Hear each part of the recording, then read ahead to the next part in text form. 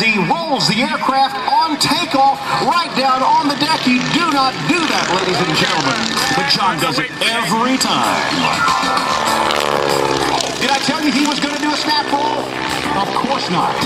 Can you believe it?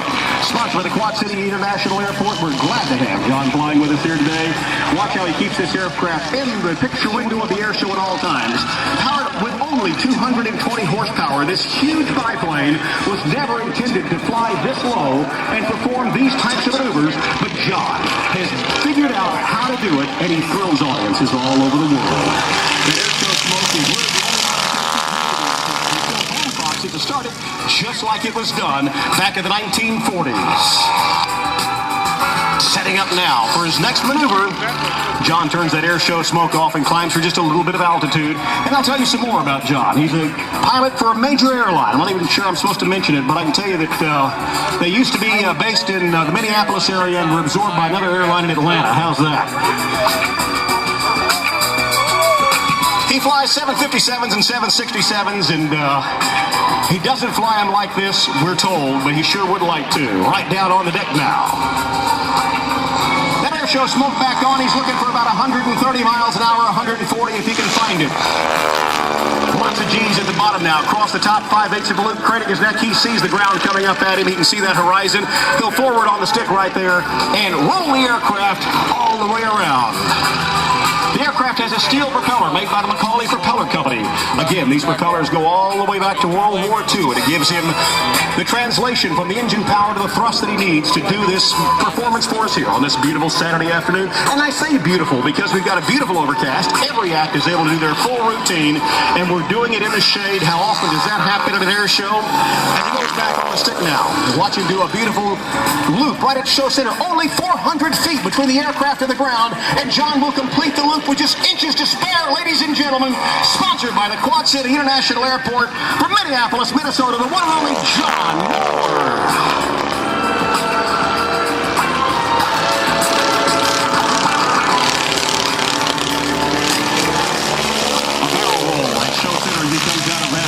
Again, notice how he uses the ground as a reference. And what's so close to the ground, he keeps that aircraft tight in all the time. The aircraft is stressed for 10 G's positive and 10 G's negative. Here's something for an aircraft that was built in the early 1940s.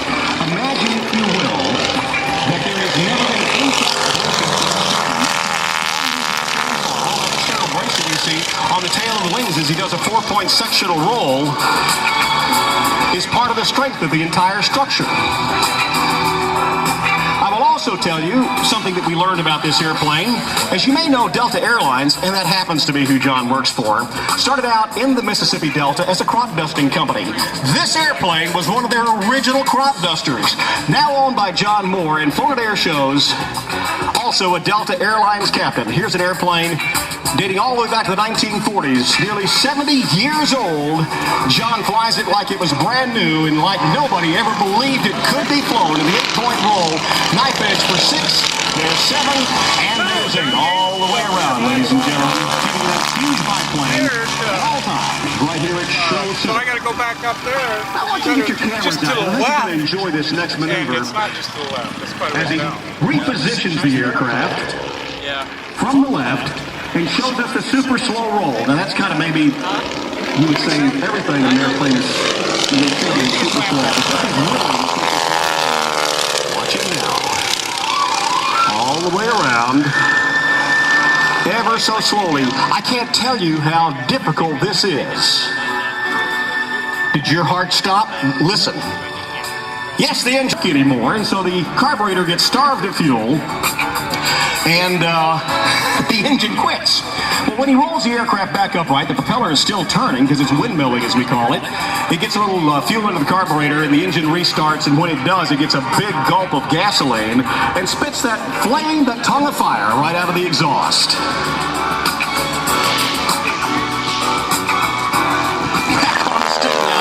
Reverse Cuban 8. He'll roll the aircraft with 2 points of an 4-point roll on the 45-degree up line. Right about here, he'll pull back on the stick, complete that loop. Positive G now as he heads down towards the ground. He'll almost get all all the way down here, and he says, I've got to go back up again on the 45-degree upline. This aircraft only has ailerons on the bottom wing, so he's really having to work hard in the cockpit as he moves the stick and rudder around, as well as the ailerons in the elevator, in order to get the aircraft all the way around. That is a super small reverse Cubanate, ladies and gentlemen. Nobody does it quite like John Mohr and the Stearman. Now watch this, a square loop. Can you believe it? He's got to point the nose at the ground and complete the square loop. He's got no altitude. Come on, John. Back on the stick. He said, I've got it handled.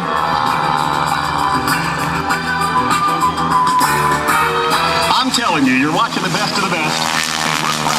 John Mohr making his second appearance here at the Quad City Airshow in that beautiful Boeing PT-17 Stearman.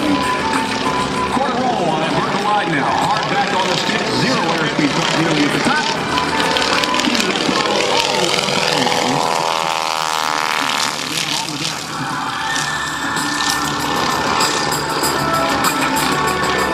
Look for that quarter roll and rudder all the way around as he pirouettes around and shows us that, yes, this indeed was an aircraft built for the United States Army initially to train pilots in World War II. We saw John lead that flight of formation Stearman's in the beginning of our air show today. And now he's showing us what he can do in that Stearman. No modifications except for the smoke system made to this airplane. It doesn't have a bigger engine as some Stearmans do. This is the stock airplane doing things that no stock Stearman has ever been able to do. Watch it now. The 8-sided loop. This one's tough. Can you believe it? There's 5, there's 6, 7, and 8. Ladies and gentlemen, the stop sign in the sky using only 400 feet of altitude. Nobody else would even attempt it.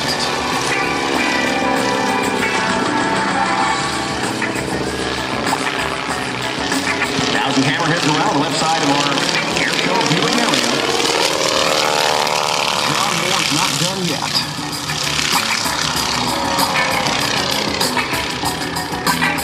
Rolling the aircraft away from us.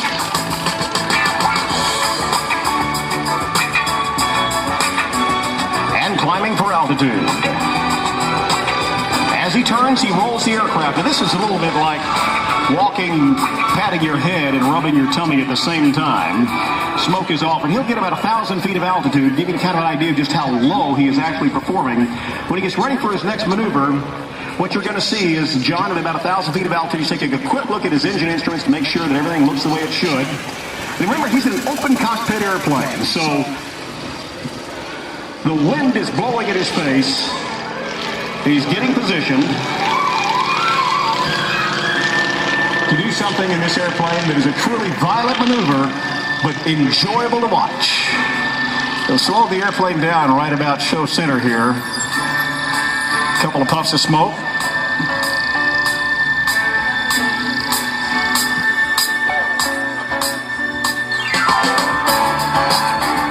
John travels to air shows with his very capable ground crew, without which he couldn't perform. His wife, Lynn, is with him. In fact, he doesn't go anywhere without her at an air show, and he'd be lost without her, and we know that for a fact. And Scott, a fellow airline captain, is the aircraft relocation specialist for the Stearman. We used to call them ferry pilots, but Scott was a little offended. Here we go. 1 snap roll, 2 snap rolls, ladies and gentlemen. The aircraft basically spinning on the horizontal axis. Now watch this. You'll never see this in a Stearman. A quarter roll up, back on the power, and he's going to back the airplane up in a tail slide. Oh my goodness, that huge airplane in a tail slide disappearing in the smoke, finally tumbling out of it. John Mohr, ladies and gentlemen, a lot of right rudder as he snaps the airplane on the vertical down line.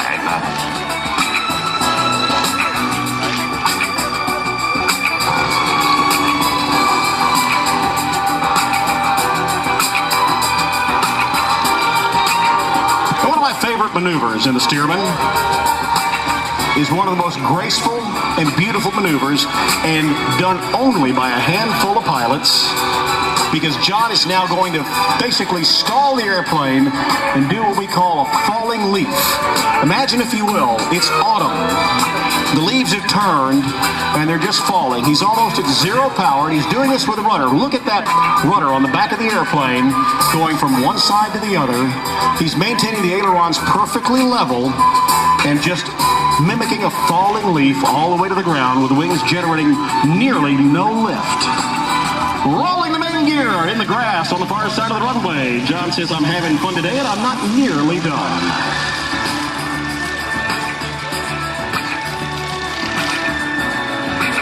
As he bends it back around to show center, wasting no time, repositioning the aircraft to fly from south to north.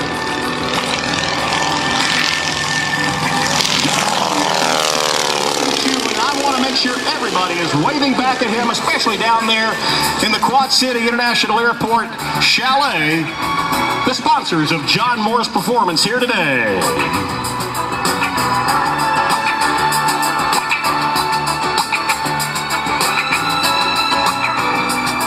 Now here's the time to get your cameras ready as John sets up for a cross-control pass that will nearly put the wing and the tail wheel in the dirt. Nobody dares to try this in a Stearman. John says, I can handle it. Look at that, ladies and gentlemen. All the way down the show line, under complete control. I don't know how he does it. Like I said, I've got a lot of time in this very airplane. John Mohr. Now you saw John do a roll and a snap roll on takeoff. Where do you see John land a Stearman? And imagine being a passenger on one of his airline trips. When he gets the urge to do the same thing. Radio without the push-to-talk. Another cross-control pass all the way down the show line. The fuel tank has 4 pickups, one in each corner. As I said, it was a 46-gallon fuel tank. And so when he cross-controls the airplane, all the fuel goes to one side of the tank.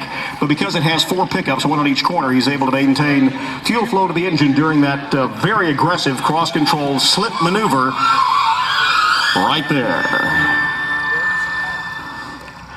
And this has turned into kind of a Minnesota air show anyway. We got Mike Wiskus from Minnesota, John Klatt from Minnesota, now John Mohr from Minnesota. Is it just that the weather is so bad in Minnesota they got to come down to Iowa to get some flying time in?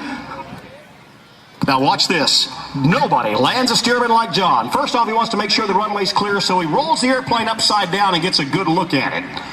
This is okay. Everything looks pretty good right about now. Now you think he's going to land. John's not done yet. He said, I got to do a snap roll, get all the bugs off the leading edge of the wing that I picked up during my routine. Then he said, I think I'll slip all the way down to the runway and roll it on like nobody else in the world can do in a Stearman. Ladies and gentlemen, you've just seen the best of the best in this aircraft category, and we're proud to have him flying with us here today, the one and only John Mohr.